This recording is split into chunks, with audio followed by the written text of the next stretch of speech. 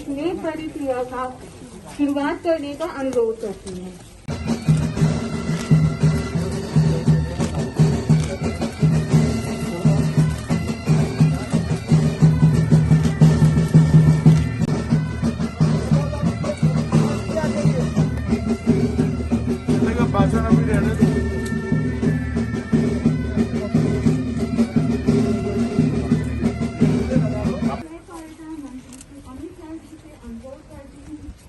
इस मंच पर आए और यहाँ एकत्रित लोगों को संबोधित करें।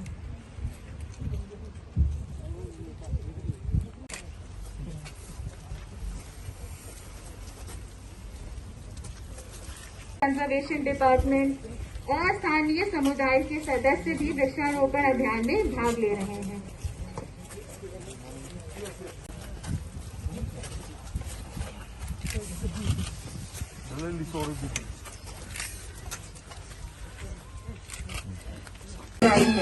जिसके अंतर्गत 10,000 हेक्टेयर के क्षेत्र में वृक्षारोपण करना शामिल है।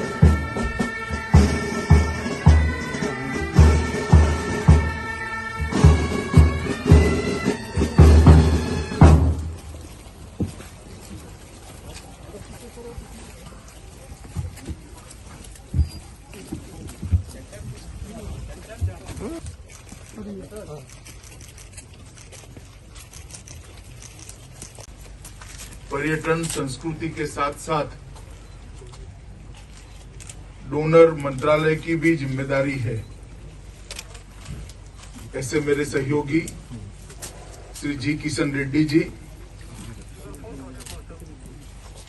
पीएमओ में राज्य मंत्री और अंतरिक्ष विज्ञान और प्रौद्योगिकी के मंत्री भाई डॉक्टर जितेंद्र सिंह जी, अभी अभी जो मंत्रिमंडल में शामिल हुए हैं ऐसे श्री BL वर्मा जी, राज्य मंत्री डोनर विभाग,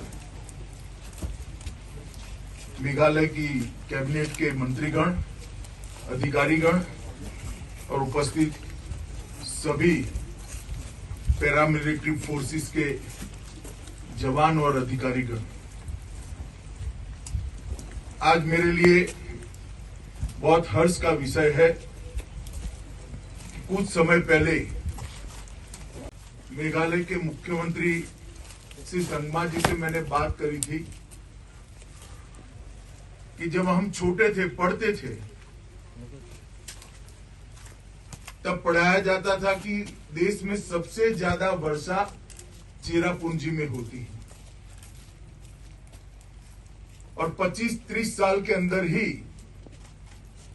वो हमारा हरा भरा चेरापूंजी आज अपना वो स्टेटस गवा बैठा है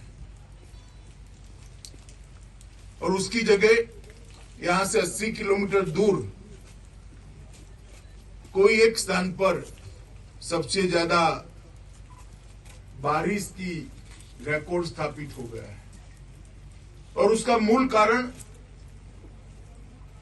विकास के नाम पर हमारे दुर्लक्ष्य के कारण वृक्षों की अंधाधुंध कटाई।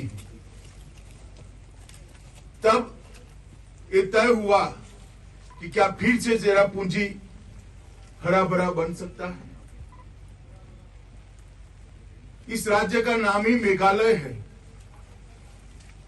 मेघालय के बीच में रहने वाला राज्य, और अगर इस राज्य में ही बारिश की कमी होती है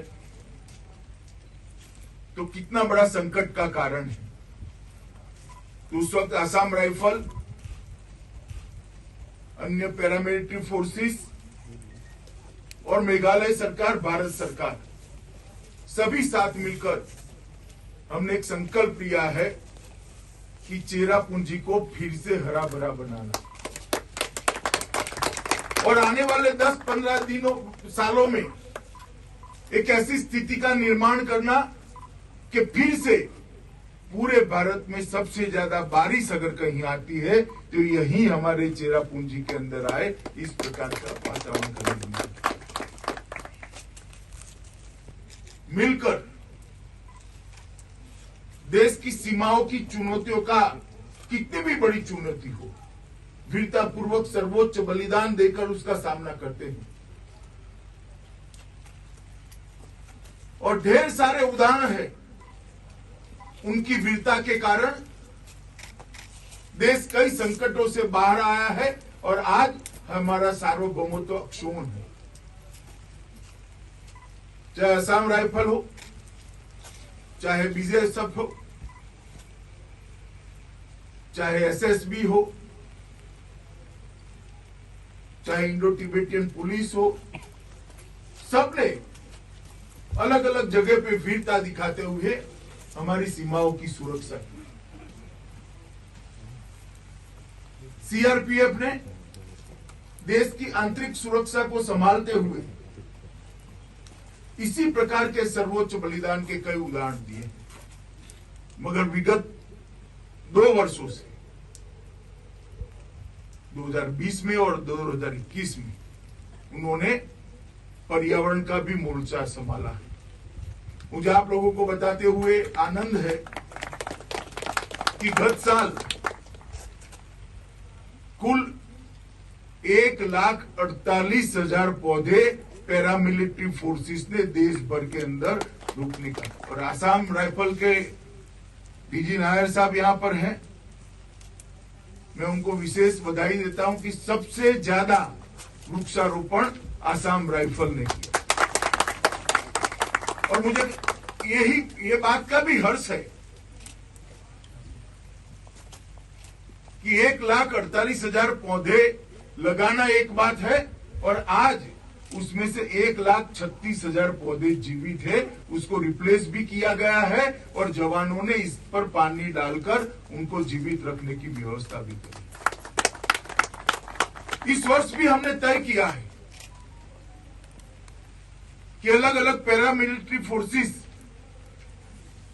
इकट्ठा होकर देश में लगभग 1 करोड़ पौधे अलग अलग स्थान पर रोपे जाएंगे और बहुत बारीकी से इसका आयोजन हुआ है।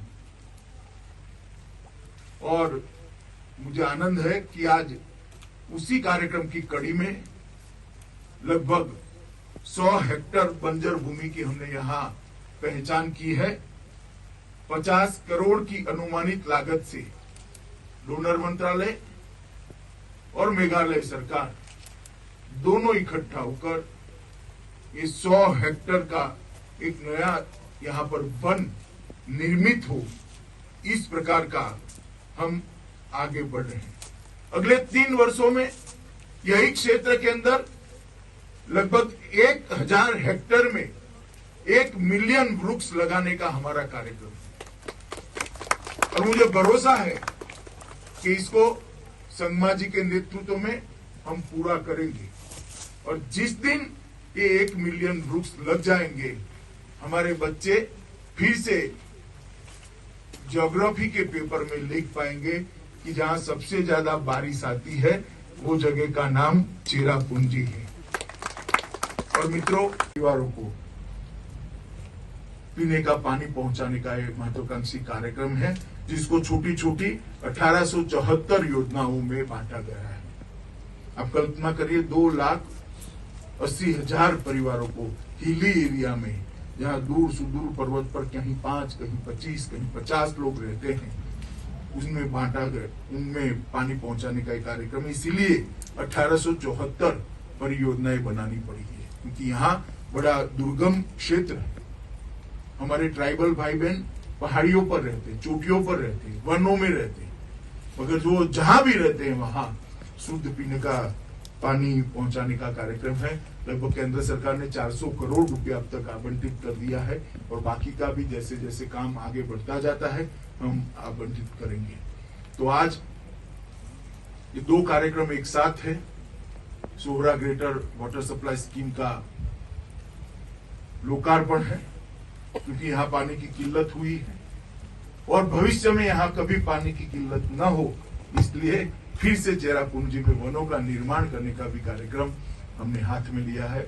आसाम राइफल का जो भव्य इतिहास है, 180 साल से लंबा, मुझे भरोसा है कि जो लक्ष्य हमने असम राइफल को दिया है, असम राइफल निश्चित रूप से वो लक्ष्य को सिद्ध करेगी और फिर से एक बार चेरापूंजी देश में सबसे ज्यादा बारिश लाने